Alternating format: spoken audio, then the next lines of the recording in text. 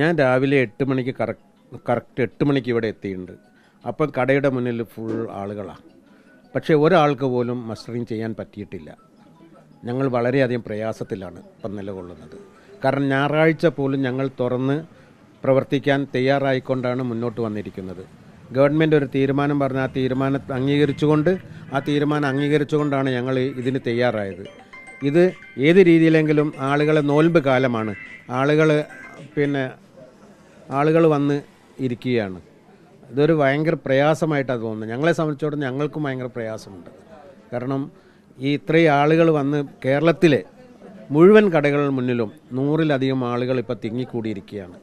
ഒരാൾക്ക് പോലും ഇതൊന്നും ചെയ്യാൻ പറ്റാത്തൊരു സാഹചര്യമുണ്ട്. ഇപ്പോൾ പറയുന്നത് 10 മണി വരെ കാക്കാനാണ് ഞങ്ങളോട് പറഞ്ഞിരിക്കുന്നത്. 10 മണി കഴിഞ്ഞിട്ട് എന്താവും എന്നുള്ളതിനെ പറ്റിയിട്ട് ഒരു വിവരവും ഇല്ല. അതുകൊണ്ട് തന്നെ എന്തെങ്കിലും ചെയ്യാൻ പറ്റുന്നതാണെങ്കിൽ ആ 10 മണിക്ക് മുമ്പ് ചെയ്ത് ഈ ആളുകളുടെ പ്രയാസം തീർക്കണമെന്നാണ് ഗവൺമെൻറ്റിനോട് ഈ സാഹചര്യത്തിൽ പറയാനുള്ളത്. സാധാരണ റേഷൻ സമയത്ത് തന്നെ പണി മുടക്കുന്നുണ്ട്. അത് ആളുകൾ പല കടകളിലും തിരക്കില്ലാതെ ഇരുന്നിട്ടും ഈ സമയത്ത് പണി മുടക്കുന്നുണ്ട്.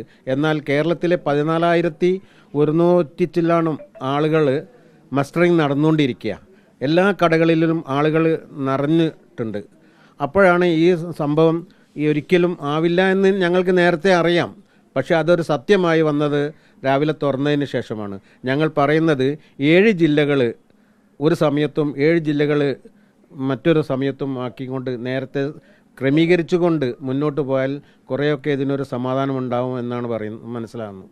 അതുകൂടാതെ തന്നെ ഇപ്പോൾ 14,100 ചില്ലാനും കടകൾ കേരളത്തിലുള്ള കടകളിൽ 12,000 അടുത്തോളം മാത്രമേ ശരിക്കും അവർക്ക് ഇപോസ് മിഷൻ ഓപ്പൺ ചെയ്യാൻ കഴിഞ്ഞിട്ടുള്ളൂ.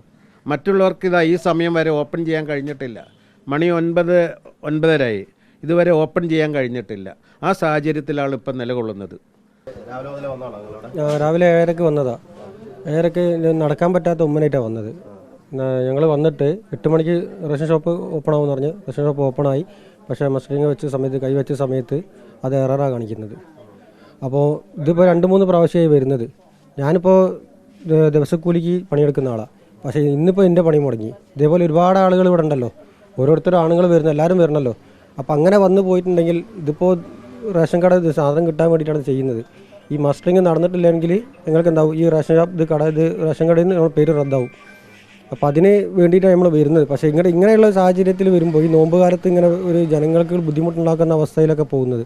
ഇപ്പോൾ സാധാരണക്കാർ സ്ത്രീകളൊക്കെ ആണെങ്കിലേ നിങ്ങൾ കണ്ടല്ലോ, സ്ത്രീകളൊക്കെ അവരൊക്കെ നോമ്പ് നോറ്റിട്ട് ഇപ്പോൾ അവർക്ക് കസേര ഇവിടുന്ന് ഓരോ വീട്ടിൽ നിന്ന് എടുത്ത് ഇവിടെ ഇരിക്കാൻ സംവിധാനം ഒരുക്കി കൊടുത്തതാണ് റേഷൻ കടക്കാർ. ഈ ഒരു സാഹചര്യം ഇപ്പോൾ സർക്കാർ ചെയ്യേണ്ടതെന്ന് പറഞ്ഞാൽ ഇതിൻ്റെ നെറ്റ്വർക്കിംഗ് കറക്റ്റ് ആണെങ്കിൽ മാത്രമേ ഇതിനൊരു ഡേറ്റ് കൊടുക്കാൻ പാടുള്ളൂ. അല്ലാതെ ഇത് ഉറപ്പില്ലാതെ നെറ്റ്വർക്ക് സർവർ ഡൗൺ ആണെന്ന് പറഞ്ഞിട്ട് കാര്യമില്ല. സാധാരണക്കാരായ ജനങ്ങളെ ബുദ്ധിമുട്ടിക്കാതിരിക്കുക, അത്രേ ഞങ്ങൾക്ക് പറയാനുള്ളൂ.